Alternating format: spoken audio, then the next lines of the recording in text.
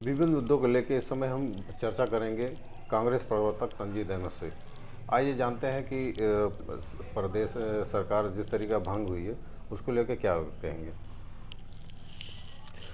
देखिए, कार्यकारिणी भंग हुई है। अभी प्रदेश कार्यकारिणी जितने भी पदाधिकारी और जितने भी जिला कमेटी, जिला अध्यक्ष, तो वो सब कार्यकारिणी पार्टी की आंतरिक प्रक्रिया है कि कमेटियां भंग हुई हैं और फिर से नवसर्जित की जाएगी। देखिए, मुख्यतः दो चीज़ें हैं जो महत्वपूर्ण है कि इस वक्त जो वैचारिक लड़ाई भारतीय जनता पार्टी के साथ चल रही है उसमें ये चीज़ बिल्कुल हम सारे कार्यकर्ताओं को, ये चीज़ बिल्कुल जो राहुल जी बोल रहे हैं, जो कांग्रेस पार्टी बोल रही है, वो अक्षरशः उस मुद्दों को लेके हमें जनता के पास जाना है। देखिए, हम लोग पार्टी के कार्यकर्ता के साथ साथ इस वक्त मैसेंजर भी हैं पार्टी के। कहने का मतलब ये है कि जिस तरीके से जो एक कैरियर था, ये तो आप जैसे मीडिया के साथी जो हम लोग की बात को पहुंचा रहे हैं, लेकिन अगर आप मेन स्ट्रीम मीडिया देखिएगा तो कहीं ना कहीं जो हमारे विपक्ष और जनता के बीच जो संवाद का माध्यम था वो किसी तरह जो कैरियर का काम करना चाहिए था वो बैरियर का काम कर रहे हैं। तो एक एक पार्टी जो है वो इस वक्त उनका जो रोल है बहुत अहम है, पदाधिकारियों का रोल बहुत अहम है। अहम इस संदर्भ में है कि जो राहुल जी बोल रहे हैं, जो राहुल गांधी कह रहे हैं, जो विचार उनका है, जो कांग्रेस पार्टी का विचार है, वो अक्षरशः जनता तक पहुंचना चाहिए। विचार क्या है ये भी समझ लीजिए। बिल्कुल स्पष्ट राहुल गांधी जी का है संविधान को लेकर कि संविधान की रक्षा हमको करनी है भारतीय जनता पार्टी और आरएसएस से। संविधान की रक्षा के साथ साथ वो जिस तरीके से जाति जनगणना का मुद्दा जो प्रमुख रूप से उठा रहे हैं पूरे देश के अंदर, ये एक विचार बन चुका है कि जाति जनगणना हर तरह से होना चाहिए। कल भी आपने संसद में उनका भाषण सुना होगा, उन्होंने बहुत साफ कहा कि हम जाति जनगणना से खोजेंगे कि कौन गरीब है, कौन है वो लोग जो एकलव्य का जिन्होंने अंगूठा ले लिया। तो जाति जनगणना एक मुद्दा है राहुल गांधी जी का। 50% आरक्षण की सीमा को तोड़ने का मुद्दा राहुल गांधी जी का है। फिर अभी देखा गया कुछ दिनों पहले ट्रेनिंग बेस पे जिसमें 45 लोग शामिल हुए देश से, उसमें आप भी शामिल थे। तो क्या मंत्र दिए गए वहाँ पे और किन मुद्दों पर चर्चा की गई राहुल गांधी जो था? देखिए, ये मुख्यतः ट्रेनिंग बहुत महत्वपूर्ण ट्रेनिंग कांग्रेस पार्टी की थी और ये हम लोग का सौभाग्य रहा कि उसमें नेता विपक्षी दल हम लोगों के साथ उन्होंने 4 घंटे बिताए और बहुत सारे उन्होंने मंत्र दिए, बहुत सारे गुरु मंत्र दिए कि किस तरीके से हमें जनता के बीच एक राजनीतिक रूप से किस तरीके से हमें अपने आप को प्रदर्शित करना है। हमें ये दिखलाना है कि कांग्रेस, जनता को नजर आना चाहिए कि ये जो व्यक्ति आ रहा है इसके अंदर कांग्रेस की विचारधारा बह रही है, ये जो नेता आ रहा है वो कांग्रेस की विचारधारा, वो दिखना चाहिए, वो हमारे हर एक एक्शन से दिखना चाहिए। उन्होंने एक बहुत महत्वपूर्ण बात कही कि नेता की कही गई बात और करी गई बात में कोई फर्क नहीं होना चाहिए। अगर आपने कोई कह दिया कोई बात को तो वो आपको करना चाहिए। नेता का सबसे महत्वपूर्ण गुण है। क्या आपके नज़र में कोई ऐसा भी नेता है जो कहता कुछ और है करता कुछ और है? देखिए, ये तो पूरा देश जानता है। हमारे देश के प्रधानमंत्री को ले लीजिए, वो कहते जो कह दिया वो तो करना है ही नहीं। आज आप देख लीजिए, ठीक है, चुनाव में हार जीत एक अपना अलग किस तरीके से हो रहा है वो एक विषय अलग हो सकता है, लेकिन देश का विश्वास पूरी तरीके से प्रधानमंत्री मोदी जी के ऊपर से उठ चुका है। उनका भरोसा उठ चुका है। उनका मानना है कि प्रधानमंत्री जो कहते हैं वो होना है नहीं। कितनी बातें हैं, कितने वादे उन्होंने किए, आप देख लीजिए। 15-15 लाख, 2 करोड़ रोजगार, सबके घर 500 को सिलेंडर, पता नहीं कितने वादे उन्होंने किए थे, कुछ भी पूरा नहीं हुआ। वादे पूरे नहीं कर रहे हैं, फिर भी जनता हर जगह उनको विजय दिला रही है। क्या वजह? देखिए, इस पे भी बहुत क्वेश्चन मार्क खड़े हो गए हैं। हरियाणा और महाराष्ट्र के चुनाव के बाद जनता ये विश्वास करने की स्थिति में नहीं है कि ये हमारे वोट हैं। आपने देखा होगा कई गांव के लोग सड़क पे आके बोल रहे हैं कि हमने वोट दिया कांग्रेस को, हमारे गांव से एक भी वोट नहीं मिला है। तो बहुत गंभीर प्रश्न इस समय वक्त लोकतंत्र के में जिस तरीके से प्रक्रिया हो रही चुनाव पे खड़े हुए हैं। हम लोगों ने चुनाव आयोग को पत्र लिखा हुआ है, चुनाव आयोग से मिलने का वक्त मांगा हुआ है, चुनाव आयोग को उसका जवाब देना पड़ेगा। चुनाव आयोग has to act as a independent institution of the country, they can not act as a government resource. तो उन्हें ये बताना पड़ेगा, उनको ये कहना पड़ेगा कि भाई जो हमारे सवाल है उसका जवाब देना पड़ेगा। और जनता के सवाल है, हमारे छोड़ दीजिए। इस वक्त जनता का ईवीएम पे से भरोसा उठ चुका है और निश्चित रूप से ये बेहद सवालों के घेरे में खड़ी हुई है दोनों जीत, चाहे वो आपका महाराष्ट्र की हो और चाहे वो हरियाणा की हो। लोग खुशी मनाने के लिए सड़क पे नहीं नजर आ रहे थे। इतनी बड़ी जीत तो भारतीय जनता पार्टी को तब नहीं मिली जब मोदी जी की प्रचंड लहर चल रही थी देश के अंदर।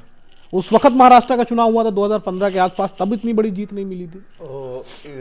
इस इंटरव्यू के माध्यम से क्या कहना चाहते हैं कि जो हमारा इलेक्शन कमीशन है वो निष्पक्ष नहीं है?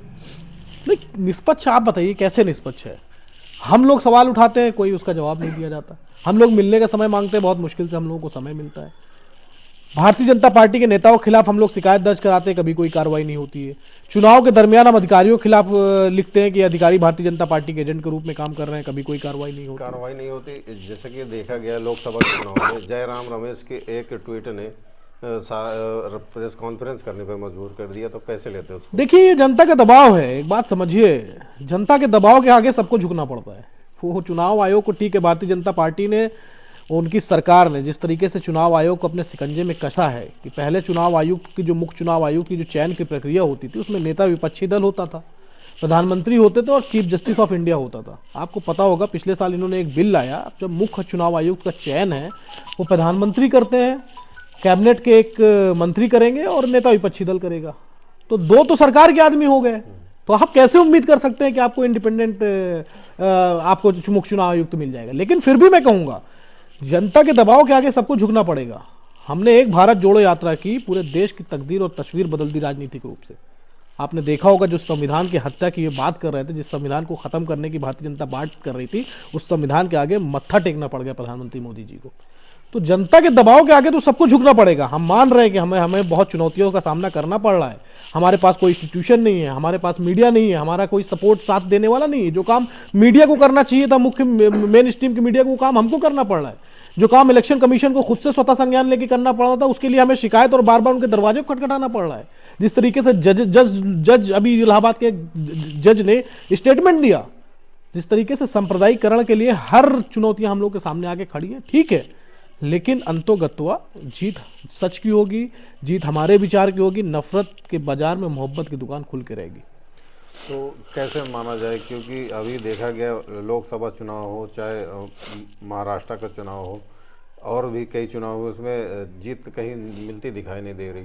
तो कैसे आप आगे चल के कैसे मेंटेन करेंगे, क्या रणनीति होगी आप लोगों की? देखिए, रणनीति साफ है। हमारे जो मुद्दे हैं बिल्कुल स्पष्ट है जनता के सामने। हमारे मुद्दे क्या हैं? हम जाति जनगणना कराएंगे। हमारे मुद्दे क्या है कि हम 50% आरक्षण की सीमा को तोड़ देंगे। हमारे मुद्दे क्या है कि हम सबको आबादी के अनुपात में जिस तरीके से आरक्षण दिया जा सकता है उसको आरक्षण देंगे। जाति जनगणना कैसे कराएंगे? अभी आपकी सरकार नहीं है, नहीं, सरकार भाजपा की है, तो जाति जनगणना आप कैसे कराएंगे? आपको पता होगा कि तेलंगाना में हम जाति जनगणना करा रहे हैं और बहुत जल्द उसकी रिपोर्ट जारी करेंगे। सरकार नहीं है, ये बात सही है, लेकिन हम सरकार के ऊपर प्रेशर तो बनाएंगे कि जाति जनगणना करवाइए। ये सबसे महत्वपूर्ण मुद्दा है इस देश का। जब तक जाति जनगणना नहीं होगी, तब तक कैसे पता चलेगा कौन गरीब है, कौन अमीर है, कौन क्या है?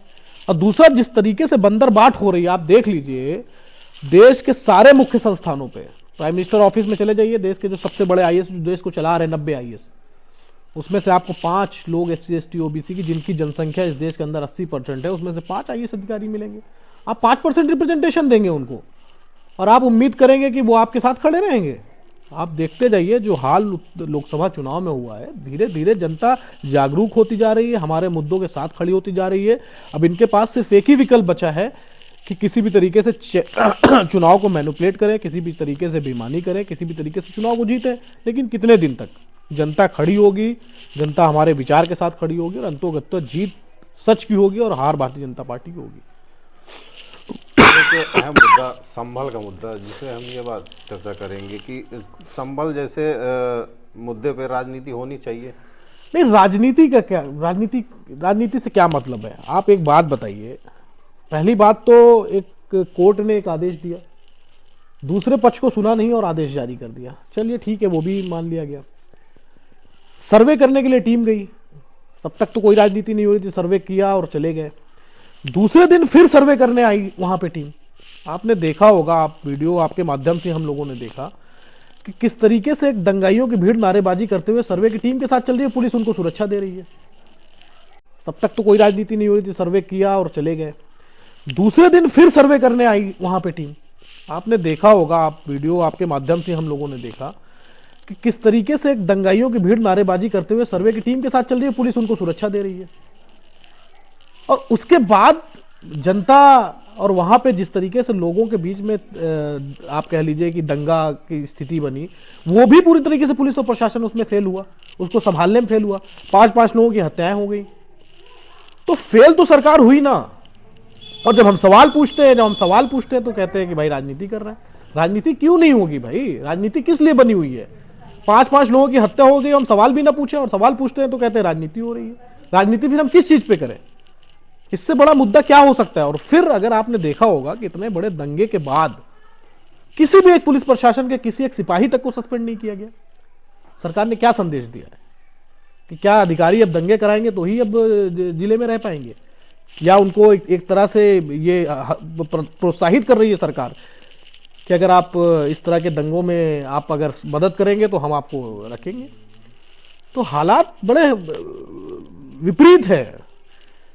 जो सरकार को जो चीज उनको रेस्क्यू में खड़ा होना चाहिए था वो खुद उसमें इन्वॉल्व है। तो आप क्या समझ सकते? 5-5 लोगों की हत्याएं हो गई और फिर राहुल गांधी जी संभल जाते हैं तो उनको रोकने के लिए पूरा उत्तर प्रदेश की पुलिस खड़ी हो जाती है। यही तत्परता अगर उस समय दिखलाई गई होती जिस समय हालात बेकाबू हो रहे थे तो शायद वो 5 लोगों की हत्याएं ना हो पाती।